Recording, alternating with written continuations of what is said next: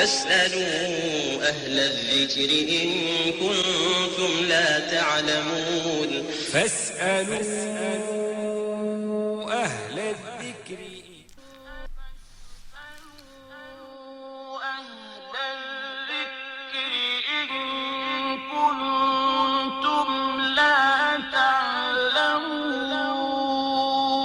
فاسألوا أهل الذكر إن كنتم لا تعلمون فاسألوا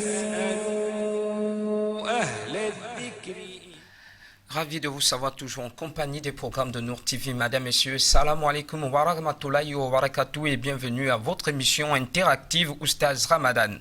Hier déjà, nous parlions des annulatifs du jeûne du mois béni de Ramadan, ce qui nous amène directement à parler aujourd'hui des actes méritoires du jeûne du mois béni de Ramadan. Et pour en parler sur ce plateau, je suis toujours en compagnie de notre consultant maison, l'imam et enseignant Mustafa Djouba. Imam, salam alaikum. Alaykoum salam wa rahmatullahi wa barakatuh.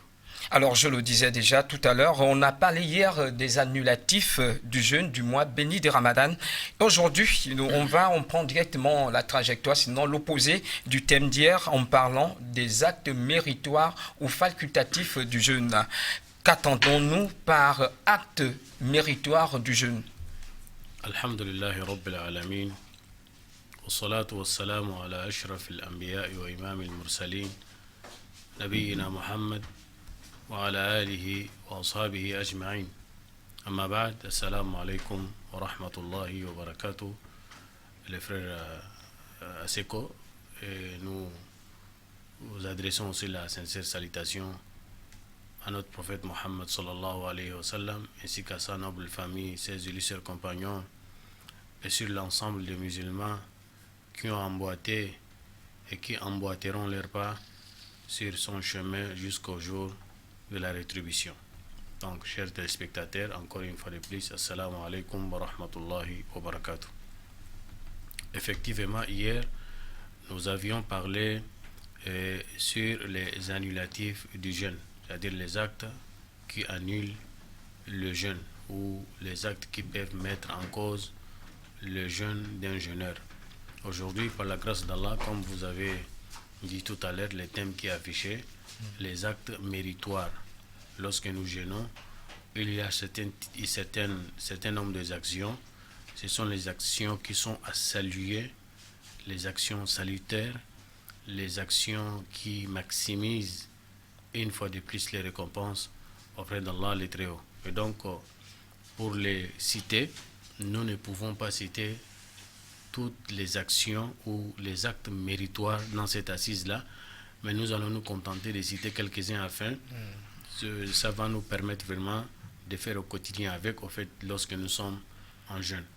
Donc, premier acte que nous pouvons faire comme acte méritoire qui peut augmenter encore ou qui va alourdir les plateaux de notre balance le jour de Yom al-Qiyamah, et concernant toujours le jeûne, c'est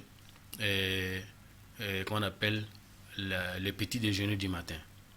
Le petit déjeuner du matin, c'est qu'on appelle as-sahur. En arabe, on appelle ça as-sahur.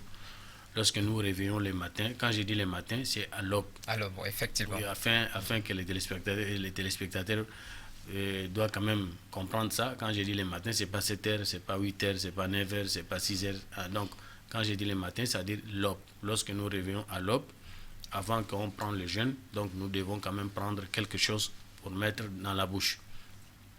C'est une action simple et facile, mais ça a un grand mérite dans l'islam. Autrement dit, le prophète sallallahu alayhi wa sallam même a dit, il y a une bénédiction là-dedans. Comme il a dit, tasahharu fa inna fi sahuri baraka. Il a dit, prenez ces petits déjeuners, car il y a beaucoup de bénédictions là-dedans. Et vous conviendrez avec moi que nous tous, nous sommes à la recherche des bénédictions dans tout ce que nous faisons dans notre vie quotidienne. Donc, le fait que vous vous réveillez seulement vers les 4 heures, les 5 heures ou 5 heures moins, donc, ce que vous allez prendre comme petit déjeuner, et donc c'est déjà considéré, déjà vous avez respecté la sunna. C'est la raison pour laquelle on a dit les actes méritoires ou les actes facultatifs, parce que ça fait partie de la tradition et de la sunna de notre prophète sallallahu alayhi wa sallam, pour bien suivre ses pas, son chemin. Donc il faut faire ces petits jeûnes. D'autres te diront que non, moi je n'ai pas l'habitude de me réveiller seulement comme ça, à l'aube comme ça, et prendre, non, ça. Oui, tu n'as pas l'habitude de faire ça, mais tu fais ça à cause de la sunna. Tu fais ça à cause de la religion. Et pour chercher la bénédiction dans ça. Le prophète sallallahu alayhi wa sallam, lorsqu'il a expliqué ça, et ça donne même l'énergie dans la journée. Quand vous prenez ça, de fait que même vous prenez un gorgée de l'eau, ça suffit déjà. Si vous n'avez pas l'habitude de manger un petit omelette ou bien quelque chose comme ça, pour ceux qui disent que non, on n'a pas l'habitude de manger très tôt le matin comme ça, même de fait que vous allez prendre une date, ça suffit déjà. Ou de prendre un gorgée de l'eau, vous avez déjà respecté la sunna des prophètes sallallahu alayhi wa sallam, et vous allez gagner aussi cette bénédiction. Également, deuxième acte aussi, et ce qui est encore beaucoup plus bon, c'est de retarder ça. C'est de retarder. Le fait que vous allez prendre ça, c'est déjà une sunna. Et vous allez prendre ça à une heure tardive aussi, c'est une deuxième sunna aussi. C'est-à-dire, une personne qui se réveille à 4 heures. Donc, lorsque vous êtes déjà debout à 4 heures, nous savons très bien que 4 heures, nous sommes encore en pleine nuit, dans la nuit. Donc, celui qui prend à 4 heures, il n'a pas retardé. Alors, celui qui va prendre, il prend ça à 5 heures moins, ou bien 5 heures même, donc lui il a respecté encore plus la sunna par rapport à l'autre, car le prophète sallallahu alayhi wa sallam, il a dit ta'khiru sahur. Donc le sahur, on doit retarder ça. Ça fait partie encore d'un acte qui est méritoire chez le prophète sallallahu alayhi wa sallam. Également, maintenant pendant la rupture, ça nous parlons ici, c'est que nous parlons de ce petit déjeuner, c'est avant de prendre le jeûne à l'aube. Maintenant, lorsque nous sommes déjà en jeûne toute la journée, donc on attend tout simplement le coucher du soleil pour que nous allons rompre le jeûne. Donc lorsque le soleil se couche, précipitez-vous déjà rapidement à rompre le jeûne pour aussi concrétiser la sunna de notre prophète sallallahu alayhi wa sallam. N'attendez plus encore jusqu'à ce que la nuit s'installe. Donc l'acte qui est vraiment à saluer, ou l'acte méritoire ici pour la rupture, c'est de précipiter la rupture. Dès que vraiment le soleil est couché, dès que vous sentez déjà le crépuscule, donc il faut déjà rompre le jeûne. Et également, dans ça, là, nous répondons aussi directement, car les téléspectateurs ils vont commencer toujours à demander poser la même question. Quelle est l'heure idéale que nous pouvons rompre le jeûne. Aujourd'hui, à Libreville, à partir de 18h23, 24, vous pouvez déjà couper. Ne vous laissez pas tomber dans l'influence, soit disant non, mais je vois encore un peu clair. Oui, on peut voir un peu clair, mais le soleil est déjà couché. Parce que le soleil se couche ici à Libreville à partir de 18h23, 24, c'est fini déjà. Dès 18h24, il faut déjà prendre l'eau, ou il faut prendre déjà, comment on appelle, un morceau de date, vous croquez ça. Donc vous allez mettre fin à votre jeûne. Et là, vous avez respecté la sunna des prophètes. Vous qui précipitez de couper le jeûne, vous avez plus de mérite, plus de récompenses par rapport à celui qui va retarder à une heure tardive ou jusqu'à ce que la nuit va s'installer. Également, parmi les actes qui sont méritoires dans ces mois bénis de Ramadan, c'est de faire l'épreuve de la générosité. La générosité, elle est beaucoup vraiment conseillée dans ces mois bénis de Ramadan, car chacun et chacune d'entre nous, nous cherchons à maximiser les récompenses, nous cherchons l'agrément d'Allah le Très-Haut, nous cherchons à acheter le paradis d'Allah, comme Allah lui-même l'a dit à travers son messager, que sa marchandise, elle coûte tellement cher. Donc la marchandise d'Allah, c'est le paradis. Allah, il ne vend pas les articles, mais il vend le paradis. Quand je dis paradis, et vous connaissez les paradis, comme le prophète sallallahu alayhi wa sallam, il a dit, aucun œil a regardé, aucune oreille aussi a entendu. Donc ce qui est là-bas, c'est vraiment émerveillé.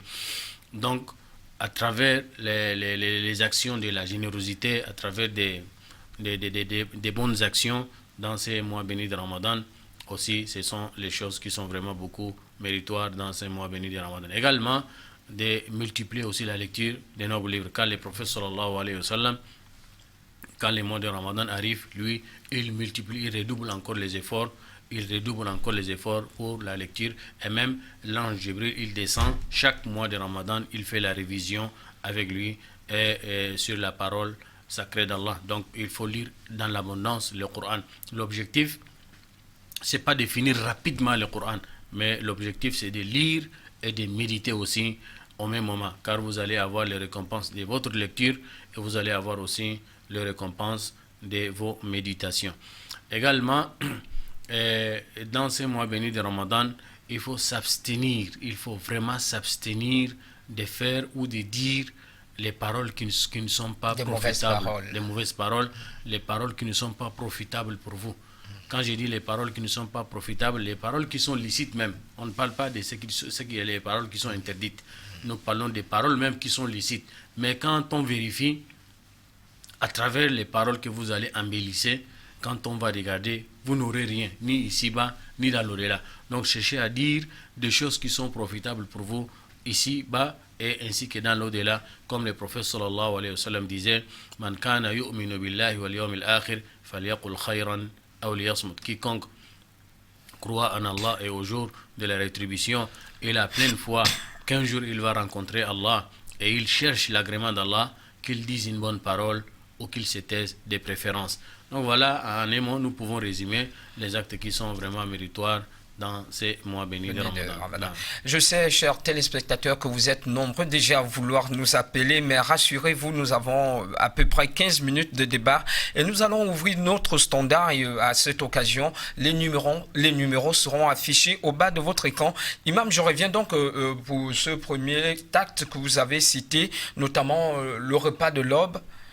Dites-nous un peu s'il arrivait un jour que vous n'avez pas faim le matin, ce que ne pas manger à l'aube, à l'entame de son jeûne, peut annuler notre jeûne. Oui, comme vous avez déjà, vous avez bien fait vraiment de poser cette question pertinente parce que beaucoup parmi nos frères, souvent à cause de leur incompréhension, donc il te dira, en pleine journée de Ramadan, quand tu le trouves, tu le croises, il n'est pas en jeûne. Tu lui dis pourquoi tu n'es pas en jeûne. Il dit, mais à 4 heures, je n'ai pas pris mon petit repas ou bien mon petit déjeuner. Oui, mais il faut d'abord savoir classer ce petit repas-là ou bien ce petit déjeuner-là dans les travaux ou dans les actions que nous menons dans ces mois bénis de Ramadan. Parce que les actions que nous faisons, ou le jeûne, ou les choses que nous faisons en guise d'adoration sont classées. Il y a d'autres, comme nous venons de dire tout à l'heure, les actes méritoires, les actes facultatifs, les actes obligatoires, ainsi de suite. Une fois que nous vous disons que ce petit repas, c'est un acte facultatif, donc ça veut dire si vous n'avez pas pris ces petits repas, votre jeûne de la journée n'est pas impacté. Et ce n'est pas aussi une excuse pour vous, soit disant que je n'ai pas pris ce petit déjeuner, donc la journée je ne jeûne pas. Donc si vous ne jeûnez pas, vous avez commis vraiment un acte d'abomination. C'est un grand péché. Les savants, ils ont qualifié ces péchés-là. Rien ne peut effacer ça. Même si vous allez jeûner 100 000 années, ça ne peut pas vraiment, ou 1000 ans, ou toute une année, ça ne peut pas compenser la journée que vous avez gaspillée sciemment, intentionnellement seulement vous avez mangé. Donc, ne pas la faute de ne pas prendre ces petits déjeuners. Oui, vous avez manqué un mérite. Vous avez manqué une belle récompense là-dedans, en prenant ces petits déjeuners-là. Mais ça ne peut pas annuler, non, ça ne peut pas. On a déjà expliqué hier les annulatifs du jeûne. Et donc, nullement, on a dit les manques de ces petits repas-là annulent le jeûne. Ça peut être aussi dans l'oubli. On peut les mettre parfois. On prend ça, c'est pour avoir plus de bénédictions, comme le prophète a dit. Mais si on a raté ça, ça ne peut pas ça impacter. N'annule pas notre jeûne. Ça n'annule pas, ça ne diminue pas les récompenses, ça ne peut pas impacter même notre jeûne. Alors, il y a une autre question qui revient souvent lorsqu'on parle de ce repas. Est-ce qu'il faut manger lourd parce que la journée est longue ou bien il faut manger léger? Il y a cette question qui revient à chaque fois. Ça dépend de l'organisme de la personne, ça dépend de la personne elle-même, de sa façon comment elle se comporte devant la nourriture. Et vous savez très bien, nous, en islam, le prophète sallallahu alayhi wa sallam nous a fortement conseillé de ne pas manger jusqu'à ce que vous remplissez l'estomac à un niveau jusqu'à pour respirer même, c'est le problème. Le prophète nous a enseigné comment un musulman doit manger. Il a dit le musulman doit partager son ventre en 3 parties. Une partie pour la nourriture, une partie pour l'eau ou bien pour la boisson et une autre partie pour se respirer, pour se détendre un peu. Maintenant, tu remplis l'estomac avec vraiment, je ne sais pas quoi, après jusqu'à même pour te lever ou bien pour marcher même, c'est le problème. Et là, ça a été déjà aussi démontré, lorsque vous mangez vraiment lourd, les sahours, ces petits repas-là, la journée vous allez encore plus fatiguer. Vous pesez la journée, vous allez plus fatiguer. Vous prenez seulement quelque chose de léger, afin ça vous donne une fois de plus, vous avez respecté la sunna de notre prophète sallallahu alayhi wa sallam, et vous allez gagner aussi cette bénédiction, comme le prophète sallallahu alayhi wa sallam l'a dit, tasahharu fa inna fi sahuri baraka. Car prenez ces petits déjeuners, car il y a une grande bénédiction là-dedans. Les numéros s'affichent au bas de votre petit écran. Vous avez désormais la possibilité, on a ouvert le standard au terme donc de ces quelques explications autour des actes méritoires.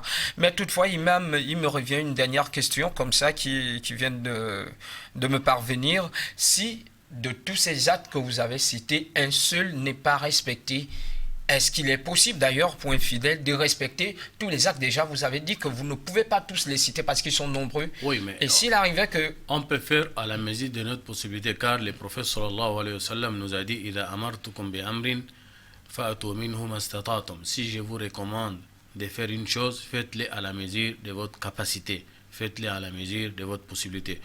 Et les actes que je viens de citer tout à l'heure, ce sont les actions qui ne sont pas tellement difficiles. Il faut te lever seulement, comme d'habitude, à l'aube, et prendre un gorgée de l'eau, ou bien prendre un morceau de pain, ou bien prendre une date et le croquer. C'est tout. C'est un acte qui n'est pas tellement difficile, qui ne demande pas beaucoup d'énergie, qui ne demande pas beaucoup des efforts, car ça vous permet vraiment de maximiser les efforts auprès d'Allah le Très-Haut. Également, dans la journée, on vous demande seulement d'avoir un bon emploi du temps. Il faut organiser seulement, de trouver un petit temps, de faire la lecture, de lire le Coran, et également aussi de méditer. Voilà, ce sont les choses qui nous aident toujours à maximiser les récompenses auprès d'Allah. Également, ce que j'avais cité là aussi, dès qu'il est déjà 18h24, donc précipitez-vous déjà à couper les jeûnes. Ça là, on ne va pas dire que c'est quelque chose qui est difficile. Et d'abord, tout le monde est déjà prêt pour aller couper les jeûnes à cette heure-ci. Donc chacun se précipite déjà d'aller rester devant sa table maintenant pour pouvoir manger quoi, pour rompre son jeûne. Également aussi, de cesser la langue, de ne pas dire des paroles qui sont banales, des paroles qui ne sont pas profitables. Alors ça, pour un homme digne et responsable, il ne peut pas laisser aller dans les débats stériles qui ne sont pas bénéfiques pour lui, ni dans l'au-delà, ni dans Siba et dans l'au-delà aussi également. Alors, imam, je le disais, vous n'avez cité que 3 ou 4 actes méritoires, mais on sait qu'il y a toute une pléthore. Est-ce que le fait de ne pas aussi les rappeler, parce que c'est là aussi notre rôle, rappeler, faire la pédagogie, rappeler à chaque fois qu'au-delà de ceux que vous connaissez, qui sont très proches de vous. Oui, également, comme nous avons dit, les actes sont nombreux tels que, comme vous voulez qu'on va étaler un peu avant. Vous n'êtes pas obligé, mais quand même, par exemple, vous êtes en jeune, parfois important. Vous savez, nous vivons en société, en communauté, au marché, au quartier avec les frères par ici, par là. Vous êtes en jeune, vous êtes vraiment respectable, comme ça, vous êtes là. Une personne qui sort de nulle part, il vient, il vous provoque, soit verbalement ou physiquement même. Et moi, je suis en jeûne, je suis en pleine adoration. Parce que quand nous sommes en jeûne, nous sommes en pleine adoration. Donc nous devons cesser de faire certaines choses qui peuvent vraiment réduire les récompenses de notre jeûne. Parce que nous sommes en contact en permanence et direct avec Allah. Ça, c'est l'un des secrets où Allah disait même le jeûne lui appartient. Car le jeûne, c'est une adoration qui se passe entre le serviteur et le Seigneur seulement. Personne ne peut savoir la réalité ou la sincérité de ce jeûne sauf Allah. C'est la raison pour laquelle moi je suis devant vous, je suis en jeûne. Je suis là, je vous dis que je suis en jeûne. Mais vous ne savez pas lorsque je suis aux toilettes ou je suis chez moi, qu'est-ce que j'ai fait? Peut-être je peux manger, peut-être je peux faire une chose qui peut annuler le jeûne, mais personne ne peut être au courant. C'est la raison pour laquelle le jeûne est tellement difficile par rapport à la prière. Je peux prier devant tout le monde. Les gens peuvent témoigner que j'ai prié. Mais le jeûne, personne ne peut témoigner sincèrement que je suis en jeûne, sauf Allah. Parce que je peux dire que je suis en jeûne. Vous allez dire oui, vous êtes en jeûne. Parce qu'on te croit verbalement comme ça. Mais en réalité, la sincérité, c'est Allah qui connaît. C'est la raison pour laquelle Allah il a dit le jeûne lui appartient. C'est la raison pour laquelle les récompenses d'un jeûneur et les contenances de ces récompenses, personne ne peut les dénombrer, sauf Allah le Très-Haut. Tellement sont grands. Donc, si vous êtes en jeûne comme ça, on vous provoque. Le prophète vous a déjà enseigné comment vous allez faire face. Et ça, là, ça fait partie aussi d'un acte méritoire. Le prophète disait, lorsqu'on vous provoque verbalement ou physiquement, vous êtes en jeûne, il a dit, lorsqu'on vous provoque verbalement ou physiquement, dites que vous êtes en jeûne. Lorsque vous dites à votre interlocuteur que vous êtes en jeûne, donc c'est pour lui montrer que vous êtes en contact direct avec Allah. Rien ne peut vous empêcher de lui rendre. Mais vous êtes en pleine adoration, donc vous n'êtes pas vraiment capable ou prêt de faire vraiment les choses qui ne sont pas profitables pour vous dans ces mois bénis. Imam, on va rappeler devant notre écran les numéros qu'il faut appeler parce que les téléspectateurs disent qu'ils ne parviennent pas à nous contacter. Est-ce que vous pouvez rappeler les numéros pour que... Oui, les téléspectateurs ils peuvent appeler par les 077 ou 077 39 39 38. Voilà, le numéro est affiché sur leur petit écran. Voilà. 077 39 39 38. Et les WhatsApp également 065 62 62 20. Effectivement. Donc avec ces numéros-là, ils peuvent nous joindre directement et puis nous allons, Inch'Allah, traiter leurs questions. Pas de souci. Alors, vous pouvez désormais appeler. L'imam va se faire le plaisir de vous répondre. Imam, une autre question. J'ai un jeune frère qui veut se convertir au quartier. Et il me disait, avec la faim là, est-ce que c'est possible que je travaille? Je ne peux pas travailler. Et quand je vais le matin lui dire, écoute, on a un travail à aller faire, est-ce qu'on peut... Il me dit non, il est fatigué, il a faim.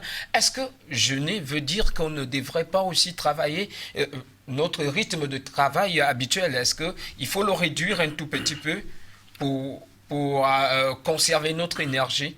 Oui, vous savez, le mystère qui est caché derrière les jeûnes, lorsque Allah il a institué les jeûnes, il nous a recommandé le jeûne dans son noble livre en disant « Oh, vous qui avez cru ». Donc, il adresse à ceux-là qui ont attesté l'attestation de la vérité. Il parle avec ceux-là qui ont la foi ardente en Allah. Donc, il dit « Ya ayyuhalladina amanu ». Oh, vous qui avez cru. Il a dit « Le jeûne vous est prescrit ». De même qu'il a prescrit le jeûne aux communautés qui nous ont précédés. Mais à la fin de ce verset, la réponse est venue, il a dit pourquoi il nous a prescrit le jeûne. Pourquoi il nous a instauré, il nous a institué le jeûne. Il a dit la'allakum tattaqun, afin que vous allez atteindre la piété. Et donc, c'est la raison pour laquelle les secrets ou les mystères qui est caché derrière cette grande adoration, c'est la piété là, pour atteindre la piété qui est difficile. Vous allez faire preuve de civisme, de respecter la parole d'Allah. Et cette grande adoration, lorsque vous êtes dedans, c'est pour pouvoir endurer, pour pouvoir souffrir, pour pouvoir sacrifier de votre énergie pour Allah, pour témoigner, attester de votre foi en Allah. C'est la raison pour laquelle c'est pour tester la crainte, pour tester la piété et la foi. Donc on va voir qui va supporter, qui va respecter. Nous savons, on vous demande d'abandonner la nourriture et votre boisson du matin, de l'aube jusqu'au coucher du soleil. Pour ceux qui n'ont pas l'habitude de laisser la nourriture, donc c'est difficile. Également, on vous demande de laisser madame aussi se reposer dans la journée. Pour ceux-là aussi qui ne peuvent pas se reposer dans la journée, c'est difficile. Mais c'est Allah qui vous demande. Vous faites ça pour Allah. Lorsque nous avons l'amour pour Allah, notre amour pour Allah dépasse tout notre sentiment. Donc nous sommes prêts à nous sacrifier pour Allah. C'est Allah qui nous a créés. Et c'est Allah qui nous a instauré cette grande adoration. Également, le jeûne, c'est une école. Le jeûne, c'est une école que nous allons rentrer dedans. Dans cette école, nous allons apprendre beaucoup de choses. Et le jeûne même, c'est résumé dans ce qu'on appelle la patience. Parce qu'un homme qui n'est pas patient, il ne peut pas supporter pour faire le jeûne. Il ne peut pas supporter la faim. Il ne peut pas supporter la soif. Parce que s'il n'y a pas la patience, tu risques de manger, de gaspiller ton jeûne. Et donc, c'est Allah, il nous teste à quel niveau ou à quel degré notre patience. Et c'est comme ça qu'il a dit إِلَّا الَّذِينَ آمَنُوا وَعَمِلُوا الصَّالِحَاتِ وَتَوَاصَوْا بِالْحَقِّ وَتَوَاصَوْا بِالصَّبْرِ. Sauf ceux qui ont la foi en Allah et qui font le preuve de quoi? Des conseils mutuels entre eux dans la vérité et l'endurance qui se retrouve dans la patience, et également d'œuvrer de bonnes œuvres. Et tout cela, nous allons apprendre dedans. Vous qui avez l'habitude de manger tous les jours, il est temps pour vous déjà de comprendre la souffrance de ceux-là qui n'ont pas quoi à manger tous les jours. Dégoûter un peu quand même la faim, la soif. Ah, tellement comment c'est difficile. c'est une façon de vous éduquer afin d'être généreux après le mois de Ramadan, aider les gens, aider ceux-là qui n'ont pas quoi aussi à manger. Et lorsque nous allons maintenant relater l'histoire, nous allons voir nos pieux prédécesseurs qui nous ont apporté l'islam, les compagnons des prophètes sallallahu alayhi wa sallam, comment ils ont sacrifié, comment ils ont enduré, comment ils ont souffert à leur époque avec le soleil ardent. Ils partent dans les champs de la bataille. Ils n'ont pas quoi à manger, mais ils n'ont pas trouvé des excuses pour dire que nous n'avons pas quoi à manger, nous sommes démunis, nous sommes vraiment indigents, nous n'avons pas quoi à rompre le jeûne le soir, mais avec tout ça là, ça ne les a pas empêchés vraiment d'être assidus avec leur adoration, mais à la fin de la journée, Allah facilitera toujours quoi vraiment à mettre dans la bouche. Donc, pour dire que non, vraiment les jeunes, quand je suis en jeûne, je perds l'énergie, je ne peux pas aller au travail, ça m'embête, donc c'est à cause de ça que je ne jeûne pas. Ce n'est pas une excuse, il faut jeûner. Et lorsque vous êtes sincère dans votre adoration, Allah fera en sorte que vous allez avoir de l'énergie qui vous permet vraiment d'aller au travail.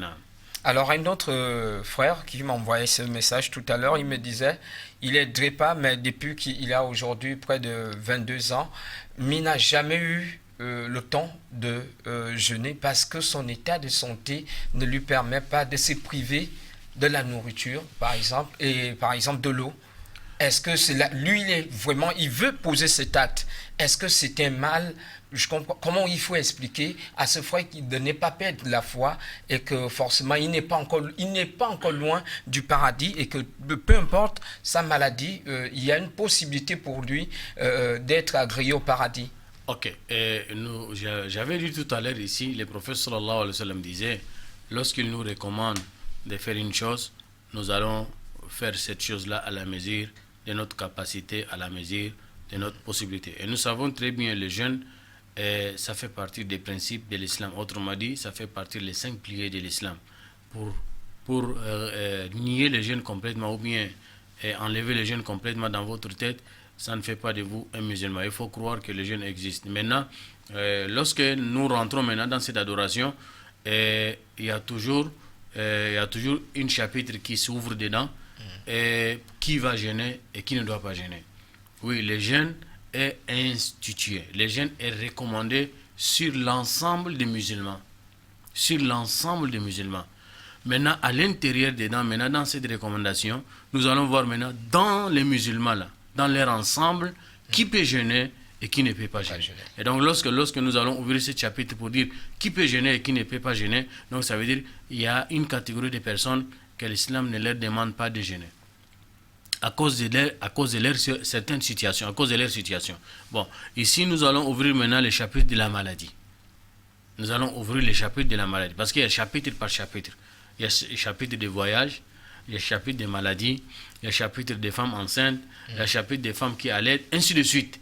Donc, c'est une adoration. Mais dedans, toujours, il y a des exceptions que nous pouvons dire que vous êtes exclus. Vous ne pouvez pas adorer Allah à travers cette adoration-là. Mais, bien évidemment, vous allez avoir votre récompense auprès d'Allah en remplaçant ce jeûne-là, cette adoration-là, par une autre action qui va compenser le jeûne.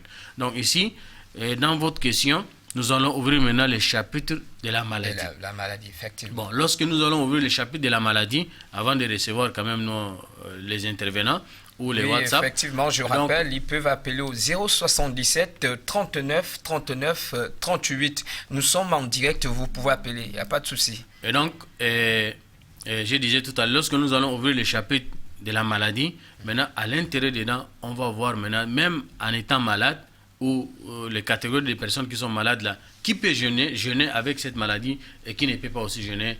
Donc ici, nous allons maintenant départager la maladie en 3 catégories. Nous allons départager la maladie en 3 catégories. Première maladie, c'est une maladie passagère, une légère maladie, telle qu'une petite fièvre ou les maux de tête, maux de dents, l'oreille, quelque chose, en tout cas une blessure quelque part, c'est déjà une maladie. Oui. Même le fait de te blesser, quelque part, c'est déjà une maladie. Donc, c'est une petite maladie qui n'empêche pas la personne de jeûner. Lorsqu'il jeûne, ça ne peut pas vraiment lui affaiblir complètement. Donc, c'est une maladie. C'est vrai, c'est une maladie, mais ici, Ce n'est pas une maladie en tant que telle qui empêche la personne de jeûner, mais il a une excuse déjà d'arrêter son jeûne. Mais à la fin, Allah lui a dit « Wa antasumu khayrul lakum » Pour ces cas de maladies-là, c'est mieux pour vous de jeûner. C'est mieux pour vous de jeûner. Ça, c'est le premier type de maladie. Maux de tête qui n'est pas tellement sévère, maux de dents qui n'embête pas tellement. Oui, c'est vrai, les dents, la dent, quand ça fait mal, souvent ça pique fort. Ouais. Ou bien une blessure quelque part. En tout cas, les téléspectateurs comprennent déjà ce que je suis en train de dire. Une maladie vraiment passagère qui n'est pas tellement compliquée. Et donc là, vous avez déjà l'excuse de rompre le jeûne. Mais vous allez rembourser ultérieurement. Après le mois de Ramadan, la journée ou la journée ou 2 ou 3 journées que vous n'avez pas pu jeûner, vous allez rembourser ça après. Mais ici, Allah, à la fin de ces récits, il vous a dit mieux pour vous jeûner que de ne pas jeûner. Non. Imam, on va recevoir ce premier appel. Allô? Allô? Oui, salam alaikum mon frère. Wa alaikum salam wa rahmatullahi wa barakatuh. Comment vous appelle? Mon nom c'est Chaka. Chaka, vous appelez depuis où? Vendo. Au Vendo. Et quelle est votre préoccupation? Bon, comme là, dans le cours qu'on est là, bon, il y a quelqu'un qui nous fait des prières, Nafla, la Traoula. Bon, il a une femme chez lui là-bas, mais il n'est pas marié. Bon, moi je me suis demandé que c'est normal qu'il va nous prier, mais c'est pas normal qu'il va nous prier. Donc votre question est de savoir si un homme qui fait la prière... Non, il veut dire la personne qui Sans- dirige la prière. Sans lui, être marié. il a une copine à la maison avec lui. Il a une copine. Oui, il a une femme dans la maison, mais il n'est pas marié. C'est ça qu'il voulait dire. Ok. Est-ce qu'il est normal qu'il vous fasse la prière? Voilà. Ok. L'imam va vous répondre tout à l'heure. Restez connectés à nos programmes. Inch'Allah. Ok. Oui, avant de recevoir les autres. Donc Effectivement. voilà, pour ce type de maladie, légèrement passagère comme ça, c'est mieux pour vous de jeûner. Mais si vous avez voulu couper votre jeûne à cause de ces petites maladies, vous n'avez pas quoi à vous rapprocher. C'est une excuse que l'islam vous a donnée, mais après les mois de Ramadan, vous allez rembourser. Deuxième type de maladie, une maladie qui est un peu compliquée, une forte fièvre, une maladie qui est vraiment jusqu'à vous êtes interné à l'hôpital. Bismillah. Allô?